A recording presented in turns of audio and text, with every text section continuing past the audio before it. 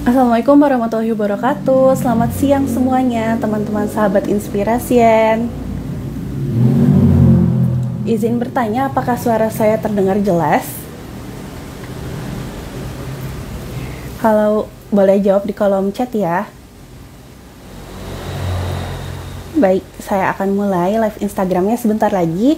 Perkenalkan, nama saya Anissa. Saya salah satu seorang pasien advocate atau pendamping pasien di Inspirasian. Jadi teman-teman yang baru bergabung di Inspirasian ingin tahu apa sih Inspirasian? Inspirasian itu adalah sebuah platform penunjang kesehatan pasien yang berdasarkan yang hadir untuk memberikan semangat, motivasi dan juga pendampingan pada pasien penyakit kronis. Baik teman-teman, sore hari ini kita akan belajar kembali bertepatan juga dengan bulan kesadaran leukemia. Lebih tepatnya tanggal 22 September kemarin itu adalah bertepatan dengan hari CML atau Chronic Myeloid Leukemia. Nah, izin saya menjelaskan terlebih dahulu ya. Inspiration itu adalah platform penunjang kesehatan pasien yang hadir dengan sebuah bantuan untuk pasien penyakit kronis seperti pendampingan, terus juga konseling dengan dokter, psikolog, dan juga pendamping pasien untuk membantu pasien penyakit kronis lebih tenang jadi pasien. Baik, pada sore hari ini kita akan membahas penyakit kronik myeloid leukemia, namanya agak sulit. Selanjutnya saya singkat sebagai CML saja. Baik, nah narasumbernya saat sore hari ini adalah Ibu Lili atau Ibu Lydia Dumayanti. Beliau adalah pasien atau pejuang penyakit kronik myeloid leukemia yang sudah berjuang dengan penyakit CML ini dari tahun 2007. Baik, sebelumnya saya izin menginformasikan kalau acara live Instagram kisah inspiratif ini bertujuan untuk memberikan inspirasi kepada pasien penyakit kronis, karena pasien penyakit kronis itu tidak hanya akan sakit dan susah-susah saja gitu ya. Pasti ada satu titik di mana pasien penyakit kronis ini akan bisa semangat, bangkit, berdaya kembali, dan juga bisa menginspirasi pasien-pasien lain untuk bisa bangkit kembali. Nah, acara kisah inspiratif ini didukung oleh Lifepack, apotek modern penyedia kebutuhan penunjang keluarga dan juga penyakit apotek modern penyedia kebutuhan pejuang penyakit kronis dan juga keluarga. Baik, saya izin invite akun Ibu Lili. Sebentar ya, Ibu Lili sudah bergabung. Ya, izin menyapa dong teman-teman di sini yang sudah hadir semua itu dari kota mana saja, boleh menjawab di kolom komentar.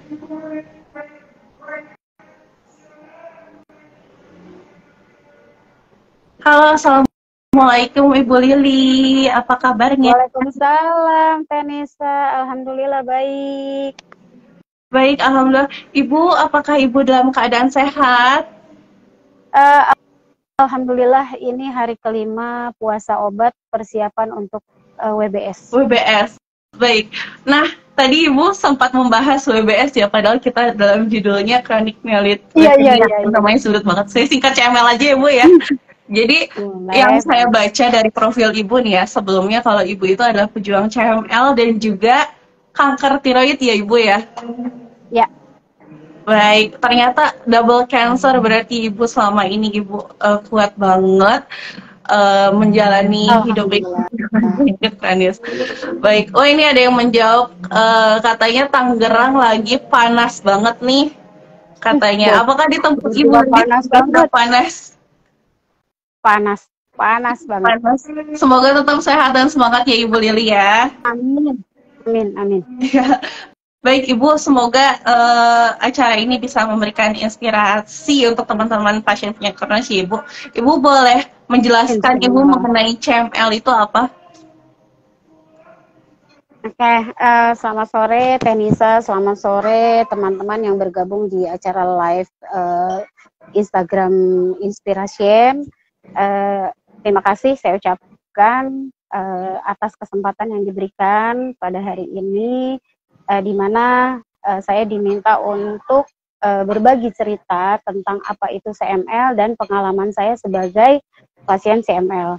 CML sendiri adalah salah satu jenis penyakit keganasan darah atau kanker darah yang di mana sel kanker itu menyerang sel-sel darah kita, sehingga produksi sel darah putihnya itu lebih banyak dibandingkan sel darah merah.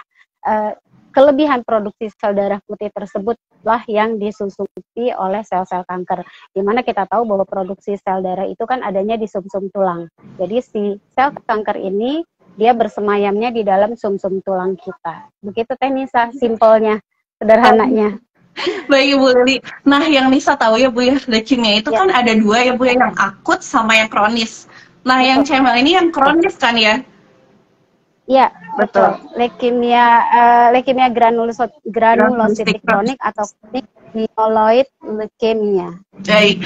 Nah yang Nisa tahu ya, yang sering ada di media informasinya, gak hanya di media ya, kayaknya di semua platform yang menjelaskan informasi kesehatan tentang leukemia, Nisa jarang banget nih Bu dengar tentang CML atau leukemia kronis ini. Nisa lebih sering dengarnya tentang leukemia akut yang kayak di film-film yang dramatisir banget gitu ya, pokoknya kondisinya tuh gitu ya. Nah yang menurut Nisa nih, kayaknya CML ini dianaktirikan nggak sih Bu di bidang penyakit gitu? Maksudnya kok banyak yang nggak tahu nih tentang penyakit CML ini? Ya, kalau dianaktirikan sih tidak ya. Mungkin karena pada umumnya pasien CML itu terlihat seperti baik-baik saja, seperti orang sehat. Jadi banyak yang mengira bahwa penyakit itu tuh nggak ada gitu kan. Terus kemudian rata-rata pasien CML itu adanya di usia dewasa, di mana kondisi kita, di mana kondisi pasien-pasien itu terlihat jauh lebih kuat dibandingkan pasien leukemia akut pada anak-anak. Begitu Teh Nisa. Oh, baik. Jadi memang kondisi CML ini lebih sering terjadi pada usia dewasa dan juga gejala dari penyakit ini tidak terlihat ya Bu ya? Iya. Lebih karena, nah boleh dijelaskan Bu, gejala dari kondisi CML ini apa aja? Gejala yang spesifik itu nggak ada Teh Nisa. Jadi pada umumnya gejala yang terjadi itu adalah demam yang berkepanjangan, terus kemudian keringat di malam hari, nafsu makannya berkurang sehingga berat badannya turun drastis, kemudian mah juga, rasa mual yang hebat, dan seringnya dokter itu ketika kita berobat mendiagnosanya adalah gejala tipes, gejala demam berdarah, atau mah kronis. Gitu, karena memang tidak ada yang khusus gitu ya. Karena kalau gejala demam berdarah itu kan kadang-kadang juga ada semacam biru-biru lebam di anggota badan. Lalu ketika kita cek lab, ada peningkatan sel darah putih atau leukosit, kemudian ada penurunan trombosit gitu kan. Di mana memang leukosit itu jumlahnya akan bertambah ketika ada bagian tubuh kita yang terinfeksi. Nah, harus dicari tahu kan sebetulnya infeksi itu dari mana. Yang saya rasakan sendiri, ada ketidaknyamanan di diri saya itu kurang lebih sekitar 1 tahun. Jadi awalnya muncul gejala selama 1 tahun itu periksa sana sini nggak ketahuan apa-apa gitu ya, lebih tepatnya mungkin salah ya awalnya dia ke DBD dulu gitu ya, tadi sempat dibahas. Tipes. Oh, tipes. Ya, awalnya tifus karena memang leukositnya tinggi, kemudian ada apa sih namanya itu gejala tipes. Terus kemudian sekian bulan kemudian tiba-tiba ada lebam-lebam, begitu cek darah leukositnya tinggi, trombositnya turun. Oh, ini gejalanya demam darah gitu. Kemudian perut saya juga akan agak sakit gitu ya, makannya sedikit, perut besar. Nah, di satu ketika itu karena saya ngerasa ini pasti ada sesuatu, dan nggak mungkin kok saya merasakan gejala yang nggak hilang-hilang gitu kan. Minum obat sembuh, nanti kambuh lagi. Kemudian keringat berlebih di malam hari itu bikin nggak nyaman banget gitu kan, sampai saya tuh lemes gitu kan, bahkan muka pucat, yang paling terasa sekali berat badan saya kok hilangnya banyak tapi perut saya besar gitu Teh Nisa. Nah, dari situ akhirnya saya kembali lagi ke dokter, ke dokter klinik umum, dokter umum, saya bilang, dok saya boleh nggak minta cek lab lengkap, yang lengkap semuanya, saya bilang gitu kan. Terus oke, silakan. Lalu saya cek lab di apotek Kimia Farma di Bogor. Nah hari itu menjelang sore saya cek lab, kemudian petugas labnya bilang, ibu ditunggu aja ya hasilnya sekitar 2-3 jam. Karena saya penasaran, saya tunggu kan, gitu. Begitu hasilnya selesai, petugas labnya itu bilang, ibu ini lab HB-nya rendah sekali, leukositnya tinggi, ibu sejak kapan, apa yang ibu rasa sekarang? Si petugas lab itu bilang, oh saya hanya lemes aja mbak, saya bilang gitu. Coba ibu segera deh kembali ke klinik dokter, minta dirujuk ke penyakit dalam. Dari situlah dimulai tahapan-tahapannya gitu. Oh baik, jadi memang ups and down dulu ya Bu ya, dari awal merasakan gejala karena tersamarkan oleh gejala penyakit lain gitu ya, samar banget gitu, mirip DBD lah, mirip tipes, mirip mah juga, sempat periksa sana sini misdiagnose, nggak taunya ternyata CML itu ya Bu ya, setelah 1 tahun merasakan gejala itu. Iya, jadi saya dirujuk ke rumah sakit besar untuk konsul ke dokter penyakit dalam. Begitu sampai ke dokter penyakit dalam, saya bawakan hasil lab yang 2 hari lalu. Si dokternya kaget, ibu ini leukosit tinggi gini udah berapa lama gitu. Saya bilang hampir 1 tahun dok, dan diagnosanya selalu gejala tipes, gejala demam berdarah kronis gitu. Terus sekarang ibu berat badan hilang berapa kilo gitu, hilangnya kurang lebih 10 kilo, saya bilang. Kemudian dia bilang ada keluhan apa lagi selain demam, selain berat badannya hilang, nafsu makannya hilang. Dia bilang mualnya dok, gitu. Jadi saya makan sedikit tuh rasanya langsung kenyang, jadi nggak ada nafsu makan sama sekali kan.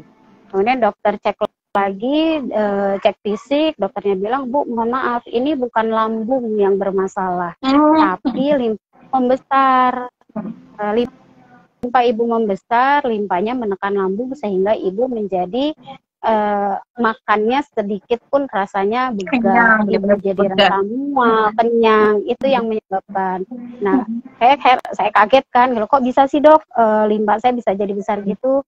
Dijelaskanlah bahwa limpa membesar ini karena kerja berat, si limpa ini menyaring darah. Nah, dia memisahkan sel darah yang baik dengan sel darah yang ada diisi oleh si sel kanker itu gitu.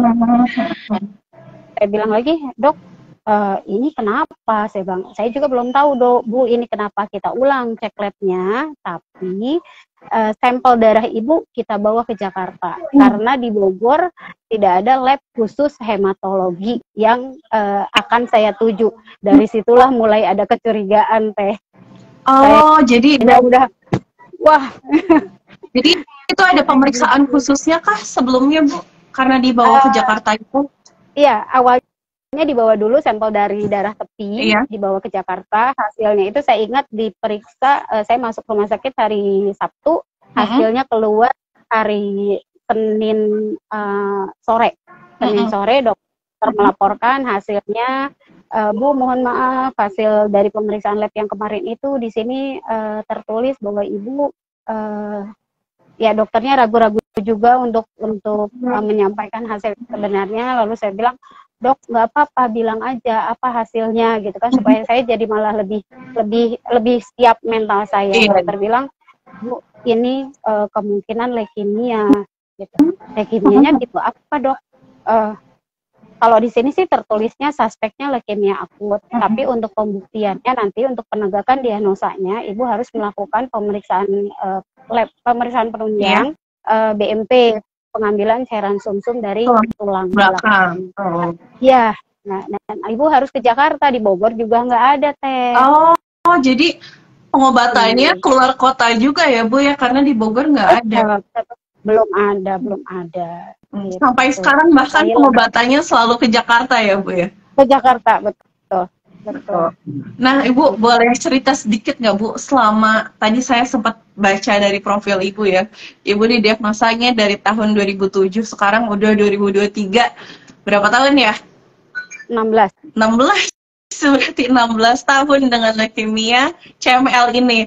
Apakah sempat ada down nggak sih Bu selama ini menjalani kondisi penyakit ini? Pasti. Di awal Ya, jadi saya BMP itu bulan Oktober, bulan Agustus. Iya. Bulan Agustus, awal Agustus, saya lupa tanggalnya, tapi saya ingat saya awal Agustus itu saya di BMP, kemudian hasilnya keluar 1 bulan kemudian, 1 bulan kemudian hasilnya keluar di bulan September, positif leukemia kronik LGK atau CML. Disitulah saya down, benar-benar down, karena saat itu kan usia saya 39 tahun, anak-anak yang besar baru selesai SMA, baru mau masuk kuliah, yang nomor 2 kelas 2 SMK, yang bungsu itu kelas 3 SD. Jadi yang ada di pikiran saya, anak saya masih kecil, masih butuh pendampingan gitu kan. Itu yang bikin saya down, rasanya udah kayak nggak tahu deh mau ngapain lagi gitu kan, nggak ngerti juga gitu, sedih. Ditambah kan dulu ilmu pengetahuan kita agak susah ya Teh ya mengakses kayak sekarang gitu, internet gampang, mau cari info apapun gampang. Kalau dulu kan minim sekali info, jadi yang saya pikirkan nanti saya gimana ya gitu, terus umur saya berapa lama lagi gitu, terus bagaimana dengan anak-anak saya gitu. Iya betul. Ya, di situ down yang pertama. Terus kemudian banyak keluarga yang menjengukkan ke rumah, keluarga, teman. Ya, 1 minggu kemudian setelah saya ambil tindakan BMP di Jakarta, kemudian saya drop kondisinya. Dropnya itu sudah di ujung tanduk karena saya kena radang paru. Di situ di situ udah rasanya kayak nggak punya harapan hidup, karena telinga masih bisa mendengar tapi mulutnya udah nggak bisa bicara, cuma bisa kedip. Di badan itu udah selang oksigen, selang infus, selang transfusi, selang katet. Wah, pokoknya udah nggak bisa ngapa-ngapain Teh. Itu down yang paling down. Gitu. Secara fisik ya, maksudnya memang kondisi secara fisik sangat turun. Secara fisik. Iya, betul. Iya, tapi kalau down secara mental, ketika kondisi saya sudah mulai membaik, sudah mendapat pengobatan, karena saya kondisinya belum pulih, jadi saya kan berjemur nih, duduk gitu ya. Terus tiba-tiba ada tetangga yang memang biasanya anaknya itu suka main ke rumah. Si anak tuh langsung ditarik, tidak boleh mendekat saya. Lalu saya bilang, Bapak maaf, saya tidak akan menularkan penyakit ke orang lain, tapi saya bisa keluar dari orang lain. Itu yang bikin saya down secara mental. Jadi sempat dijauhkan oleh lingkungan ya, maksudnya oleh tetangga gitu ya. Padahal penyakit ini kan tidak menular gitu ya. Bahkan ditakutkan ya oleh tetangga-tetangga gitu, oleh lingkungan sekitar. Pasti saat itu dengan istilahnya ya, dengan informasi yang belum menyebar seperti saat ini, itu tuh pasti sangat menjatuhkan mental banget ya Bu ya. Banget Teh. Banget. Terus Ibu jadi itu bukannya didukung. Bukannya didukung tapi malah dijatuhkan, apalagi tetangga istilahnya kan terdekat dari lingkungan kita, malah menjatuhkan gitu ya, malah takutnya wah ini sakitnya menular, takutnya menular ke anaknya gitu ya. Padahal tidak gitu. Ini memang stigma negatif yang masih ada di lingkungan Indonesia. Tidak menyalahkan juga sih ya, tidak menyalahkan juga karena memang edukasi tentang itu kan masih minim sekali gitu. Jadi bagaimana mereka bisa mengetahui secara baik bahwa penyakit ini memang tidak menular gitu. Betul. Ibu tadi kan sempat dibahas ya, Ibu sempat down karena usia masih istilahnya 39, masih muda, anak 3 gitu ya, masih tanggung jawab semuanya. Dan maksudnya saat itu sakit yang istilahnya itu sakitnya udah tahu nih bakal berkepanjangan. Nah, Ibu gimana sih cara bisa bangkit lagi gitu? Apalagi tadi sempat mendapat stigma negatif juga dari lingkungan. Terus juga kesehatannya sempat down banget sampai tidak mampu ngapa-ngapain gitu ya istilahnya gitu ya. Gimana sih cara Ibu bisa bangkit menghadapi ini semua? Jadi saya drop secara fisik dan mental sekitar 6 bulan Teh. Karena belum bisa menerima keadaan, belum bisa menerima kenyataan, dan belum bisa berdamai dengan takdir. Lalu kemudian satu ketika saya berobat ke dokter di Rumah Sakit Jakarta, karena saking udah seringnya, dulu kan saya berobat itu per 1 minggu sekali ya, jadi hubungan dengan dokter itu udah jadi dekat lah gitu ya. Terus saya bilang ke dokter, Abah, kalau pasien seperti saya ini, pasien LGK, pasien CML ini, kesempatan hidupnya berapa lama? Kan gitu kan. Seperti itu pertanyaan yang wajar sih ya. Setiap pasien yang terdiagnosa kanker pasti bertanya gitu, umur kita berapa lama lagi sih? Dan satu jawaban yang buat saya jawaban singkat tapi cukup menampar. Karena dokter bilang, kenapa kamu tanya ajal ke saya? Saya tidak bisa menentukan ajal pasien. Jangankan pasien, ajal saya sendiri aja saya nggak bisa tentukan. Saya bilang, yang harus kamu lakukan adalah berobat disiplin, ikuti anjuran dokter, dan isi sisa waktu yang ada untuk kegiatan yang bermanfaat. Apapun itu, sekecil apapun itu. Kalau kamu belum bisa berbuat banyak untuk lingkungan luar, setidaknya untuk teman-teman teman-teman sesama pasien, karena diagnosa ini pasien CML ini tidak akan berhenti sampai di sini, tapi akan bertambah ke depannya. Itu dari situ saya langsung sampai akhirnya dari sakit malah menjadi manfaat ya Bu ya untuk orang lain ya. Dan memberikan manfaat gitu untuk orang lain. Nah tadi Bu sempat membahas tentang komunitas sesama pasien kanker. Kalau nggak salah Ibu tergabung dengan komunitas LGK ya Bu ya? Iya. Ya, betul. Itu komunitas seisi pasien CML juga kan Bu? Boleh dijelaskan? Ya, komunitas LGK wadah untuk pasien CML dan GIS. Kebetulan, kenapa ada dua jenis penyakit yang ada di komunitas kami? Karena dua penyakit ini diterapi dengan obat yang sama.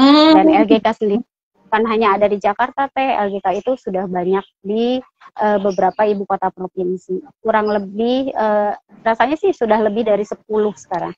Sudah lebih 10 dari. Berarti sudah tersebar ya, lebih tepatnya di beberapa kota agak besar gitu ya? Iya, di ibu kota provinsi lah. Kota provinsi. Bagus Ibu, karena maksudnya karena tadi ya ada pengobatan jangka panjang yang harus dilakukan, tapi kalau kita nggak butuh support, kalau kita tidak punya support, gimana kita bisa bangkit ya Bu ya? Ya, betul. Nah Ibu, ini tadi ada pertanyaan. Ya, boleh Ibu silakan dulu dijawab dulu. Maaf tadi saya potong. Iya, yang kita butuhkan adalah support dalam bukan hanya materi ya Tenisa gitu. Tapi support mental itu yang paling utama sih. Ya, karena sebenarnya gini, pasien dia akan bisa menerima keadaannya, dia akan bisa menerima takdir kalau juga dikasih pemahaman yang baik, dikasih dukungan yang baik dari lingkungan terdekatnya. Apa itu? Yang pasti kan lingkungan terdekat adalah keluarga. Setelah keluarga itu kan ada temannya, ada sahabatnya. Kemudian kalau yang di luar itu ya tambahan-tambahannya, tapi memang support itu yang paling utama. Pasien kronis yang harus berobat seumur hidup dalam jangka waktu yang panjang, itu kan pasti ada rasa bosannya, ada rasa capeknya. Betul. Itulah peran support kita butuhkan. Support dari sesama orang yang menjalani kondisi yang sama ya Bu ya? Iya. Kadang-kadang gini, kalau kita mau curhat tentang penyakit kita, itu lebih enak ke teman sesama pasien, teman yang ada di grup. Karena sebenarnya bukan kita menganggap keluarga nggak ngerti gitu, tapi lebih kepada biar keluarga nggak khawatir deh kalau dengar ibunya begini, ada keluhan ini, ada keluhan itu gitu. Jadi biar bikin mereka juga nggak kepikiran gitu. Betul banget sih Bu. Jadi karena kita ceritanya malah kadang lebih terbuka ya cerita ke orang asing dengan lingkungan yang sama, mungkin karena memiliki rasa yang sama gitu ya, perasaan yang sama, gejala yang sama, kondisi yang sama gitu. Karena kita berada di kondisi yang sama gitu, akhirnya jadi klop gitu. Sedangkan kalau ke keluarga sendiri, wah ini Ibu cerita gini takutnya kenapa-napa gitu ya, apalagi sama anak. Iya, takutnya mereka jadi khawatir kan. Betul. Bu, ini ada pertanyaan Bu di kolom. Boleh. Saya izin ini ya. Ini dari kayak ini Bu, pertanyaan tanda-tanda CML itu apa saja ya Bu?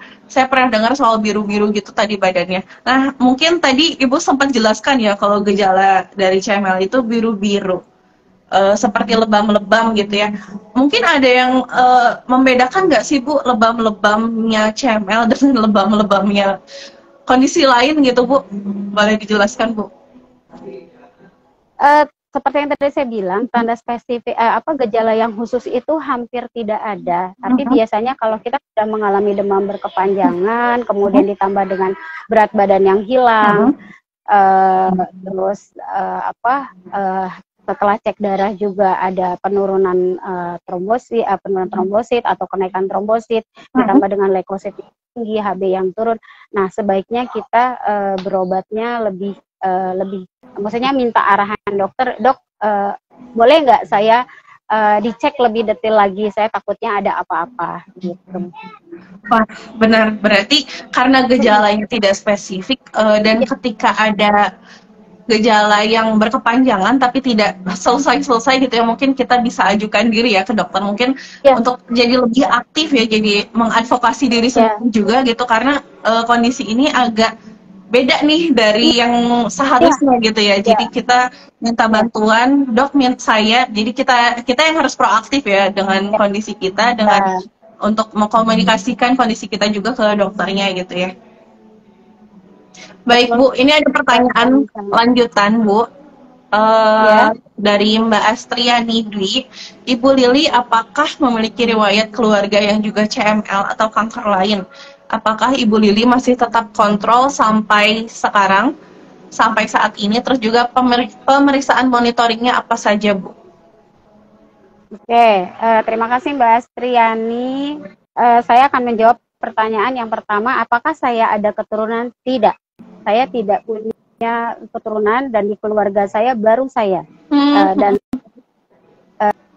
CML itu bukan penyakit keturunan, bukan juga penyakit menular. Jadi insya Allah keluarga saya, anak-anak saya akan secara ilmu kedokterannya tidak ada ya, dia tidak akan turun gitu ke keturunan saya atau ke keluarga saya yang lain.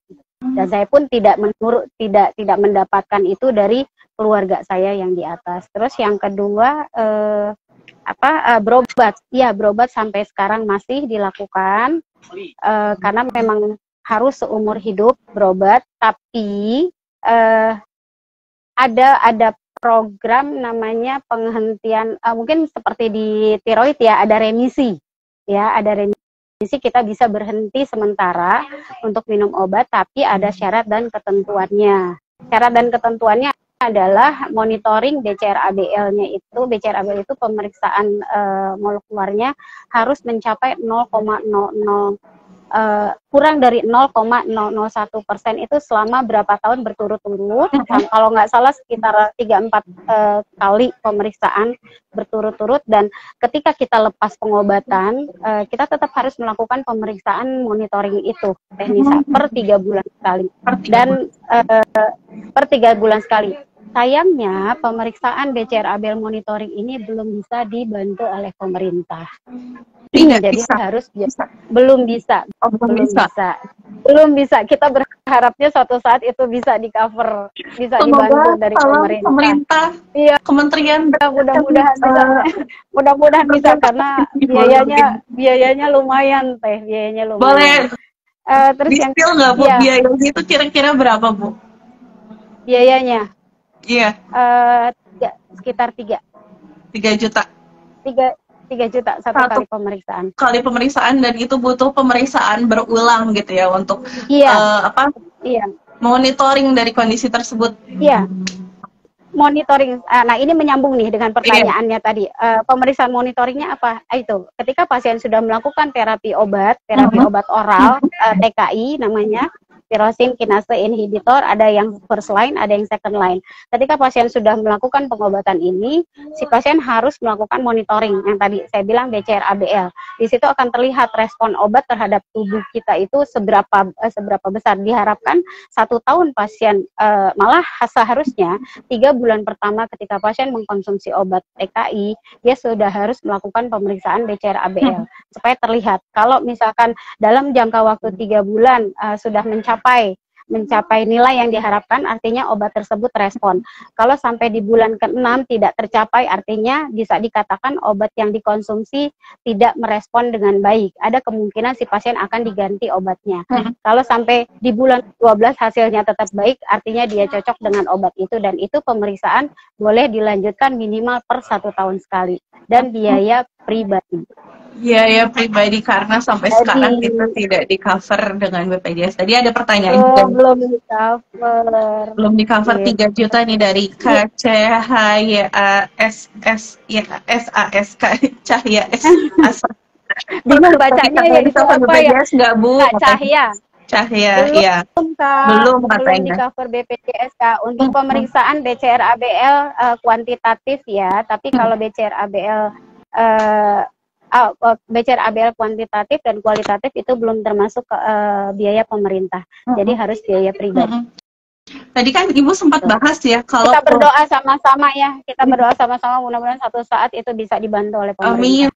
Semoga pemeriksaan ini bisa dibantu oleh pemerintah. Setidaknya kalau nggak bisa full disubsidi lah minimal gitu ya.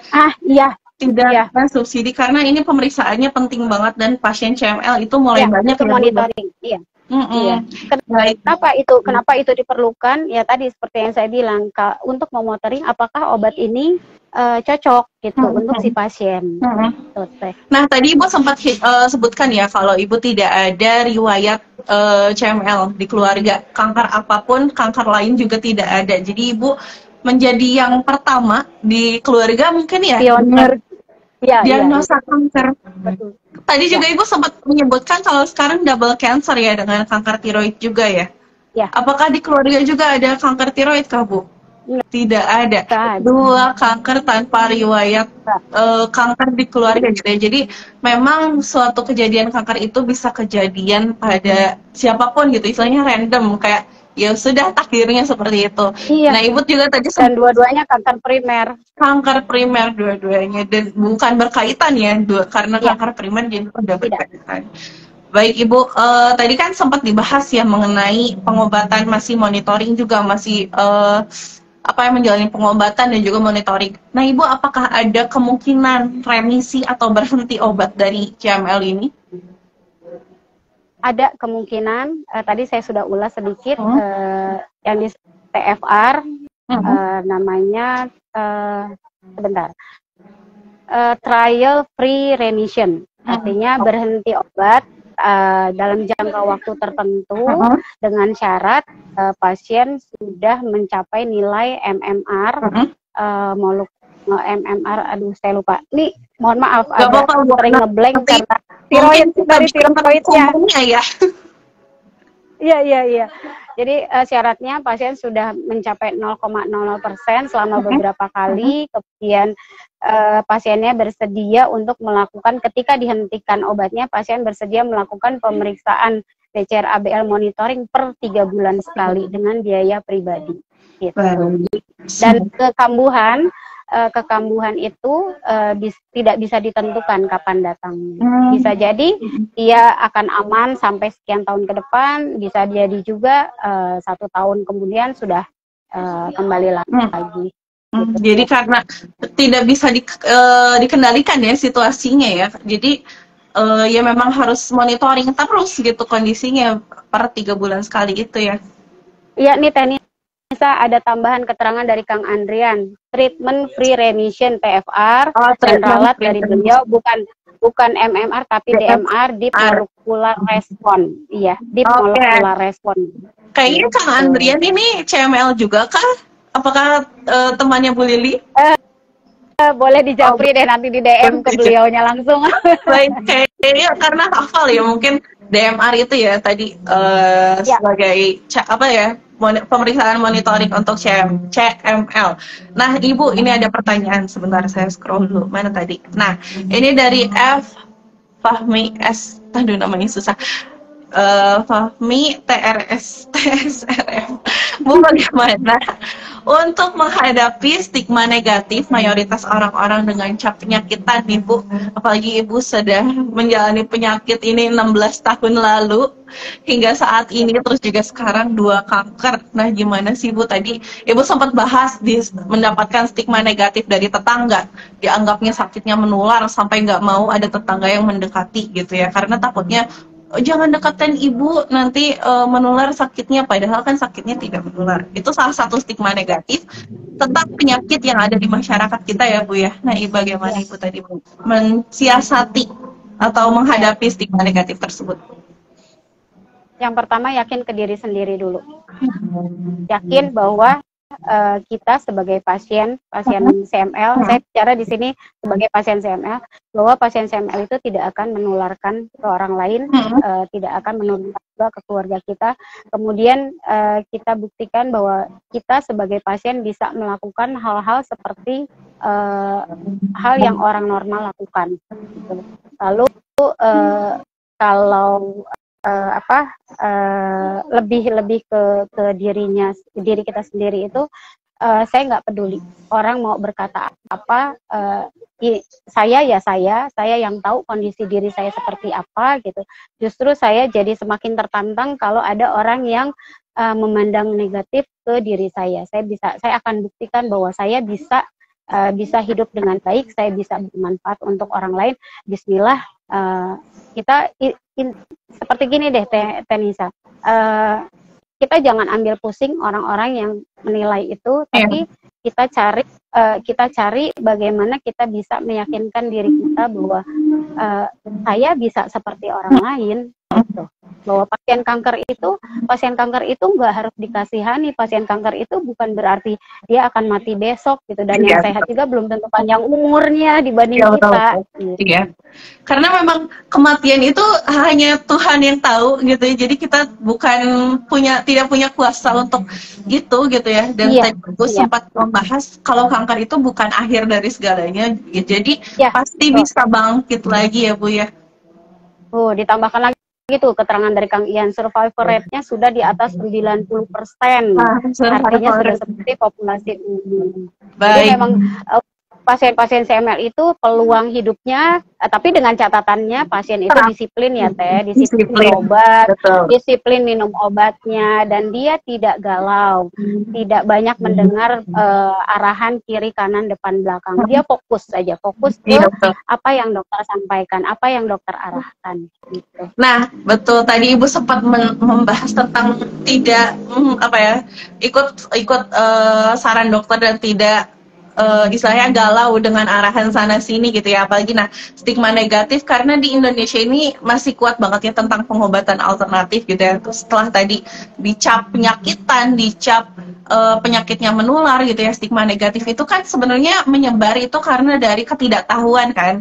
Dari ketidaktahuan lingkungan kita, dari ketidaktahuan masyarakat tentang penyakit ini gitu ya. Jadi memang Ibu sudah bagus sekali ya memberikan informasi tentang CML, aktif di sana sini untuk menginfokan tentang CML. Kalau ya CML itu tidak seperti yang yang ditakutkan orang-orang gitu ya. Gitu. Nah, ini ada pertanyaan lagi Bu dari, ini bukan pertanyaan sih, tapi lebih ke kayaknya komentar. Tapi emang sedih kalau dikucilkan orang-orang padahal kita butuh support dari mereka. Betul. Iya, memang betul. Memang sedih ya, karena kita sendiri sakit sendirian gitu dengan lingkungan sekitar kita ya Bu ya. Tidak memberikan support. Nah Bu, tadi sempat ada pertanyaan lagi nih dari Kak Cahya. Kalau keluarga sendiri tidak bisa memberi support gimana ya Bu?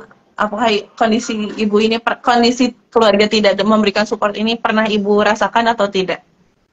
Support dalam hal apa nih? Support mungkin lebih kalau keluarga tuh mental dan materi ya kalau keluarga. Karena ya keluarga ya siapa lagi tempat kita bisa pulang bukan kalau bukan keluarga. Kadang gini ya Tenisa, keluarga itu ada yang terlihatnya cuek, ada yang memang kelihatannya khawatir banget gitu kan. Kalau kita ketemu dengan keluarga yang terlihat cuek, percaya deh, sebenarnya mereka nggak cuek-cuek amat gitu. Dan sebenarnya mereka juga khawatir, cuma kadang mereka tidak mau memperlihatkan rasa khawatir itu ke diri kita. Betul, betul. Iya, jadi jangan juga langsung, oh keluarga saya nggak mendukung, saya dicuekin sama keluarga, enggak.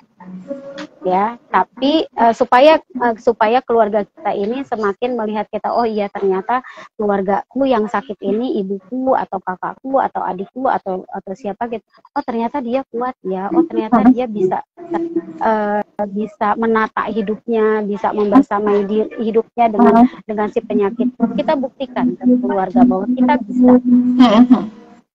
Jadi dengan sendirinya itu akan jadi kekaguman untuk keluarga yang sebenarnya terlihatnya cuek. Nah, tadi kan tapi pastinya kita lah teman atau sahabat.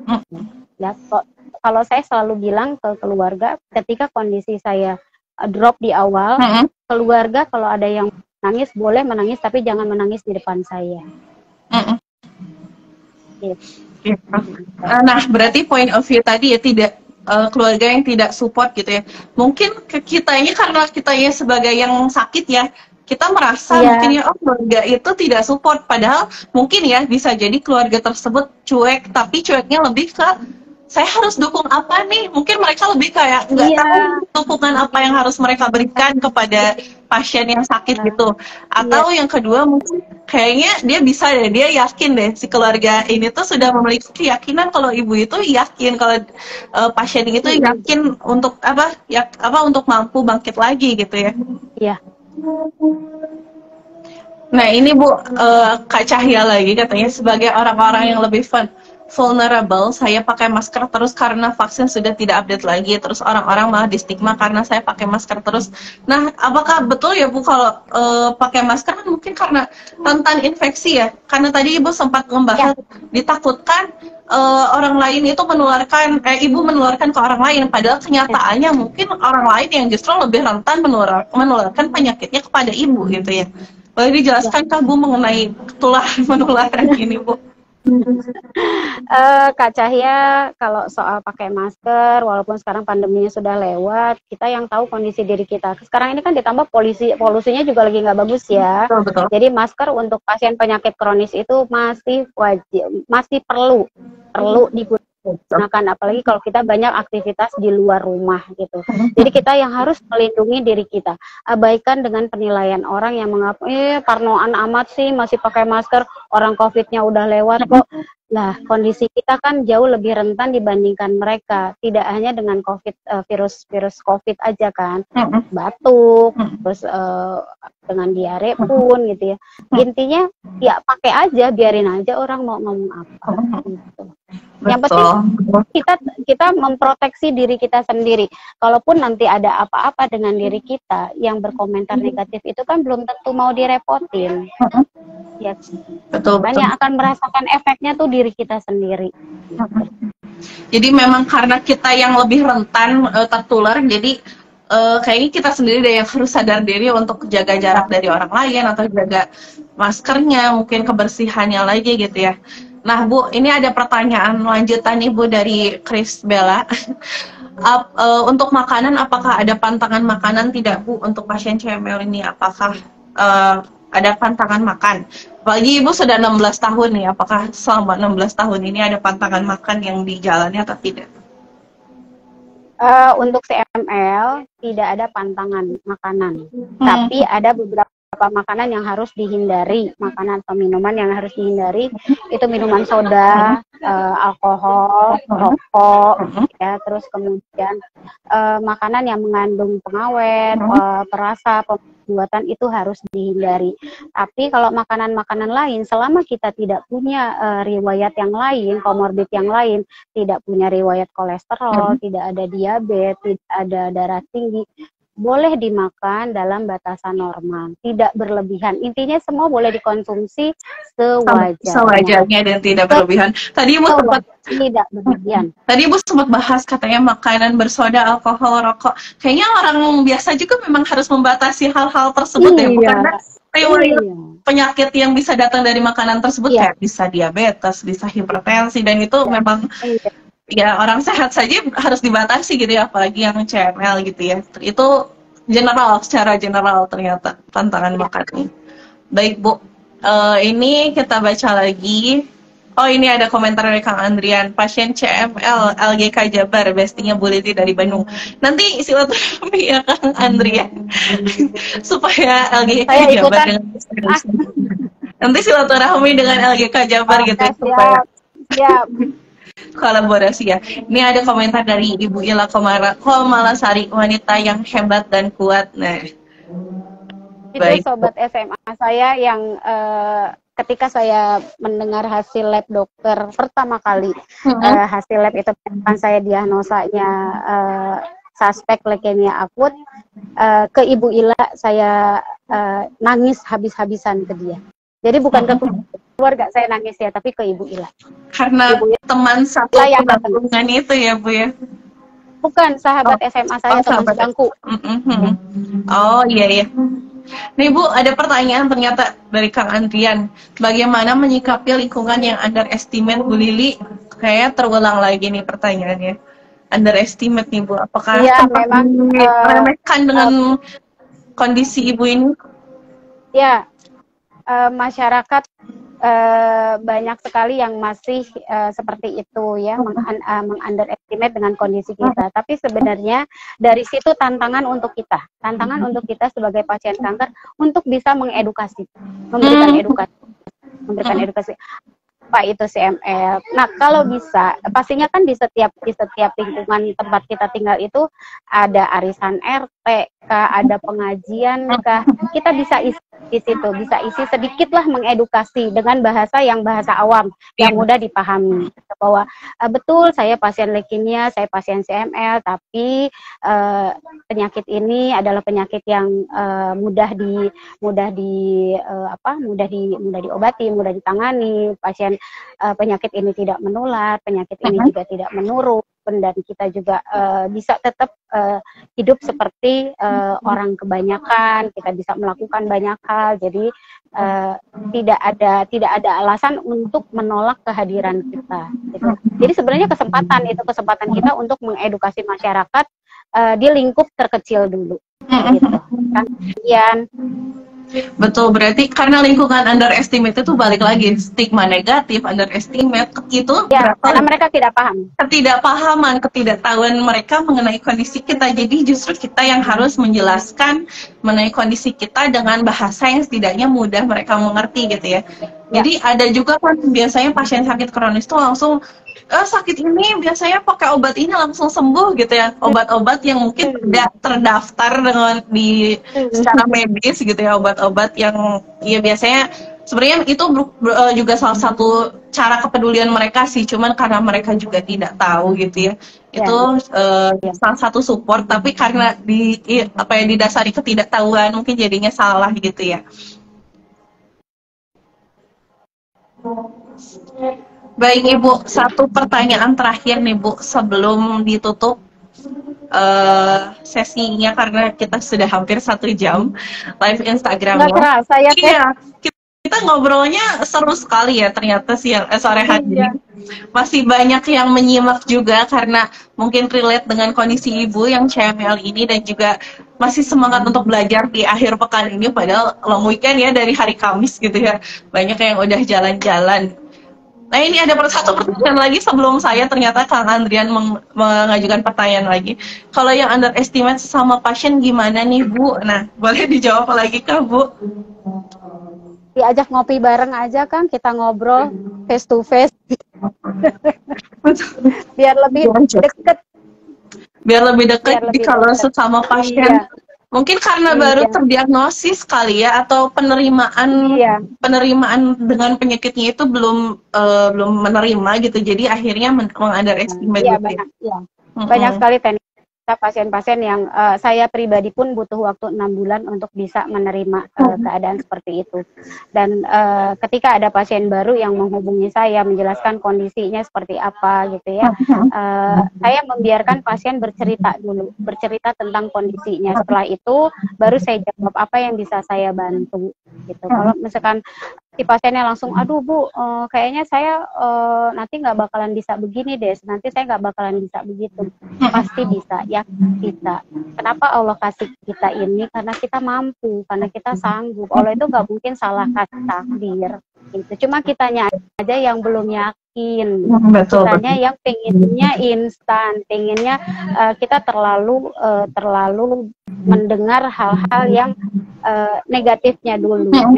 Memang ketika kita dapat kabar terdiagnosa penyakit kanker, itu bukan satu hal yang menyenangkan gitu kan. Ibaratnya kita dikasih hadiah nih, aduh tapi hadiahnya nggak enak banget, hadiahnya jelek banget, bungkusannya tuh cuma pakai koran pun udah koran yang lecek banget. Tapi begitu kita buka satu persatu bungkusannya, oh ternyata di dalamnya tuh ada permata, ada berlian, ada cahaya gitu. Jadi ya yang seperti itu, kalau ada pasien-pasien yang underestimate dengan dirinya sendiri atau dengan kayaknya saya nggak sanggup deh, nanti harus ikut pengobatan seumur hidup, kita dekati, kita ajak ngobrol. Kalau bisa ketemuan, setidaknya lewat WhatsApp lah, lewat WhatsApp atau lewat telepon kita hubungi.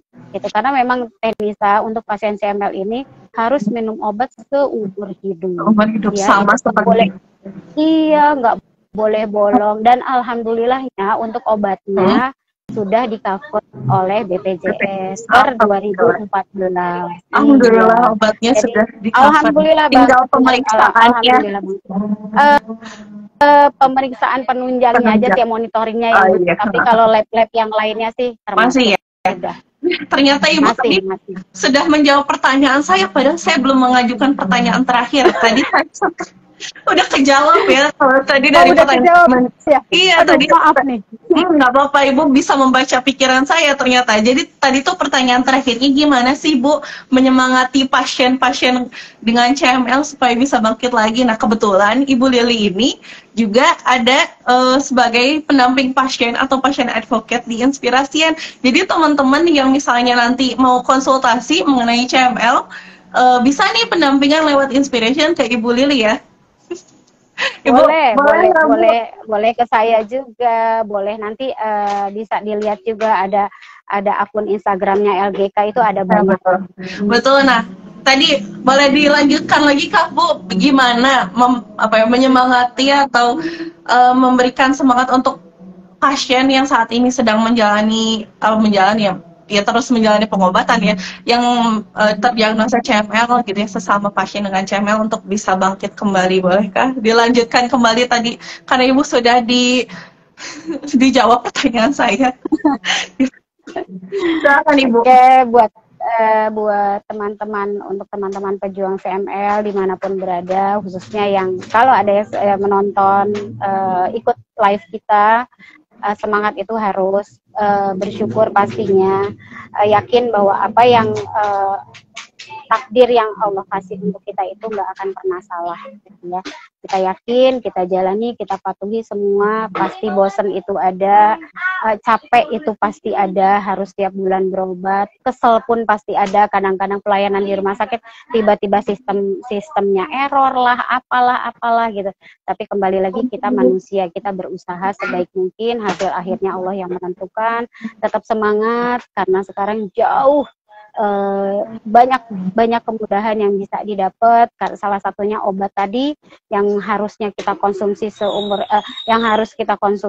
hidup. Kalau dulu harus dibeli obatnya, harga obatnya 250.000 satu tablet, rata-rata pasien minum satu hari itu 4 tablet. Jadi bisa dibayangkan sekarang itu sudah di-cover oleh BPJS, oleh pemerintah, dapat bantuan.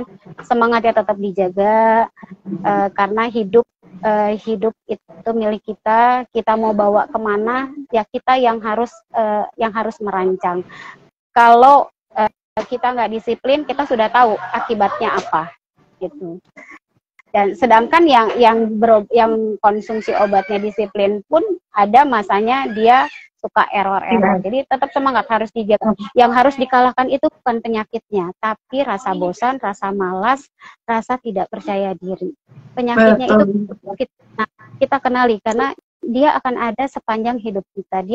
Kita akan hidup bersama dia. Gitu. Betul. Karena ini penyakit kronis ya Bu ya. Iya. Kalau kita berusaha melawan, nggak akan pernah bisa ikhlas.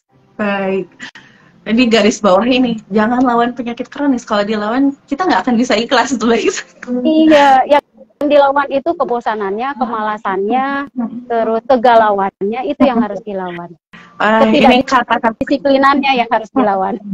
Betul, ternyata ini yang harus kita lawan ya. Jadi semoga teman-teman yang saat ini terdiagnosa dengan CML atau penyakit kronis lain gitu ya, karena kita menghadapi sepatu yang sama gitu ya dengan sakit kronis itu, ternyata bukan sakitnya yang harus dilawan, tapi rasa bosan, rasa malas, ketidakteraturan pengobatan gitu ya.